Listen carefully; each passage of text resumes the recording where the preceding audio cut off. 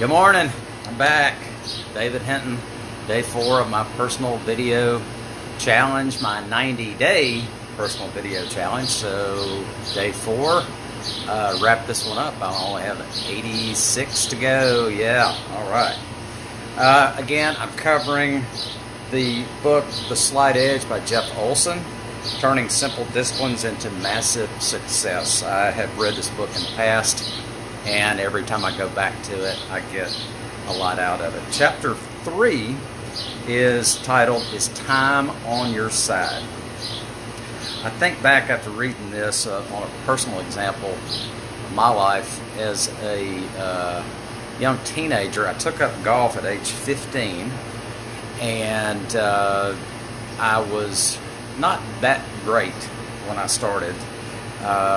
But I got out there and I practiced day after day. My dad was generous enough to get me lessons out at the Country Club of Jackson, Ham Carruthers.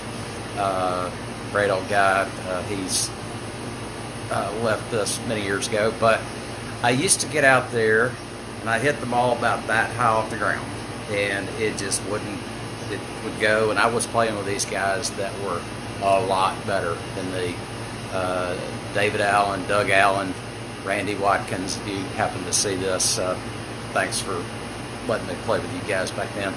But I'd hit the ball about yay high off the ground, but I kept practicing and I kept doing what the pro told me to do. And then I'll never forget, one day, all of a sudden, my ball flight went from here to here. And the ball carried like an extra 50 to 75 yards in the air, and I was like, oh my God, this game just got interesting. And I've gone on, and I haven't played a whole lot in recent years, but I had a whole lot of fun for a whole lot of time, and it was because of those months, literally months, that I spent on the driving range 5-6 days a week hitting golf balls. But anyway, Jeff talks about, is time on your side? So in The Slight Edge, he says, Jeff says, willpower is overrated. What is the most powerful force for change? Time. And he says, position your daily actions so time is working for instead of against you. Because time will either promote you or expose you. Knowing the secret of time, you say, if I stay on this road long enough, I'll get the result I seek. It's not a question of your mood or your feelings, and it's not a question of willpower. It's a question of simply knowing. In today's world, we live in an impatient microwave society. We stand in front of a microwave and say, we want it now. We stand there, we tell the microwave to hurry up, right? Well, life's not like a movie or a TV show. Problems don't get solved in 2 hours or 30 minutes. We come from in previous decades, more of an agrarian society that understood the law of the harvest. You plant, then you cultivate, and you finally harvest. Plant, cultivate, harvest. In today's world, everyone wants to go directly from plant to harvest. Well, that's not the way it works, right? Again, right and wrong choices are both easy. The 5% make these right, easy choices consistently over time, and they reap the harvest. The problem, we don't get immediate feedback either way, whether we're doing the right thing or the wrong thing. We don't find out typically, not like a cat jumping on a hot stove. They know immediately that was a bad idea, right? Usually our choices, good or bad, we don't know the outcome for weeks, months, sometimes years, right?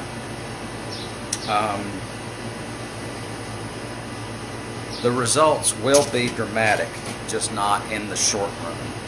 You can't make choices based on the evidence of your eyes. You must make them based on your philosophy. Okay?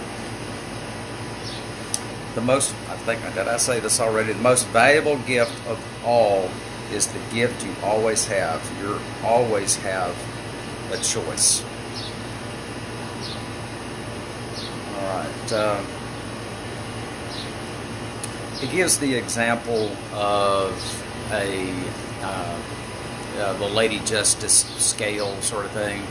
You've got, say your life isn't going exactly the way you want it. You feel like everything is down this way, weighted down on the negative side, and your positive side is way up here.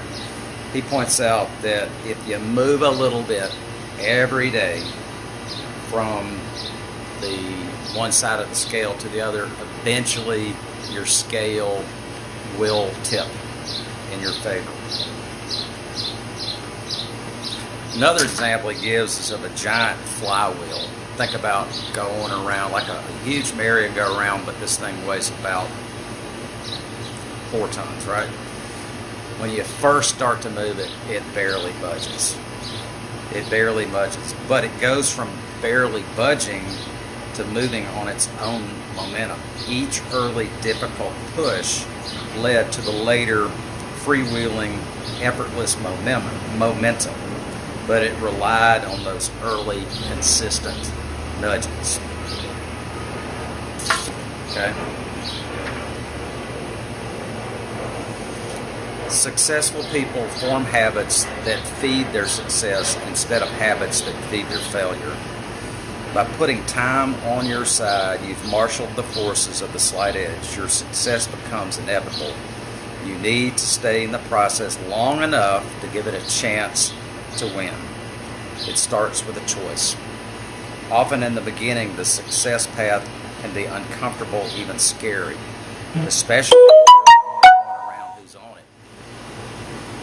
And with only 1 out of 20 people ever achieving their goals, it's quite likely that you will be the only one around the path, at least for a while.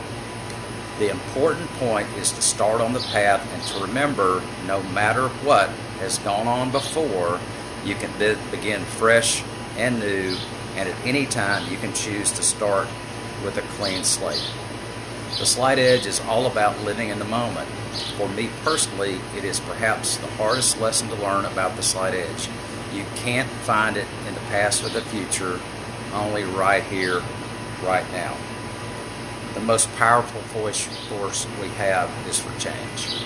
Now, I have been guilty, and I'm sure you all have from time to time, over the years, guilty of having time be your enemy.